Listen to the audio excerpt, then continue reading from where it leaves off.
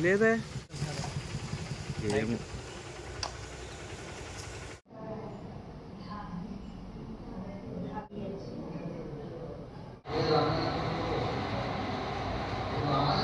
శ్రీయాదికేశోమనాదివిరాజమానం శ్రీభూనీలమహిళాంచితపార్శ్వయుగ్మం శంఖంచక్ర వరధావయాస్తయుగ్మం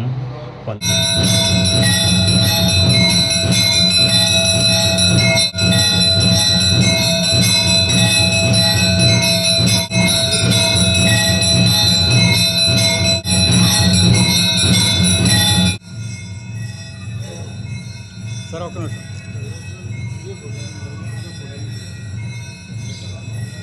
శ్రీ ఆదికేశవ పరబ్రహ్మణేనమ శ్రీమతే రామానుజాయన పరమపవిత్రమైనటువంటి నరసాపురం వశిష్ఠాంధ్ర తీరంలో వేయించేస్తున్న శ్రీదేవి భూదేవి సమేత ఆదికేశవ స్వామి దేవాలయంలో ఈ సంవత్సరం బ్రహ్మోత్సవాలు 12/4/25 నుండి 22/4/25 వరకు జరుగుతాయి. అలాగే రామానుజుల వారి త్రినక్షత్ర ఉత్సవాలు కూడా 23/4/25 నుండి 4/5/25 వరకు జరుగుతాయి.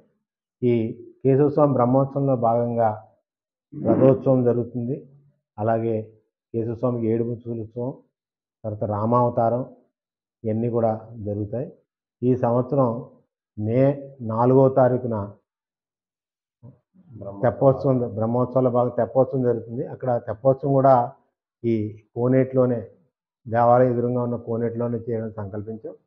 తర్వాత 5వ తారీఖున అఖండ అన్న సమారాధన పెట్టాలని నిర్ణయించాం. ఈ ఉత్సవాలన్నింటినీ కూడా భక్తుల సహకారంతో చేయాలని, తర్వాత ఈ సంవత్సరం మాకు ఆలయానికి ఈవోగా రామచంద్రరావు కొత్తగా వచ్చారు. ఆయన సహకారంతో, తర్వాత అలాగే అర్చక స్వాముల సహకారంతో, సిబ్బంది సహకారం, అందరి సహకారంతో ఈ సంవత్సరం అత్యంత వైభవంగా ఆదికేశవ స్వామి బ్రహ్మోత్సవాలు, రామానుజ త్రినక్షత్రోత్సవాలు జరపాలని నిర్ణయించుకున్నాం.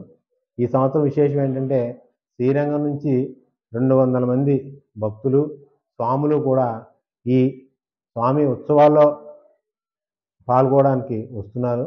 అది ఒక విశేషం.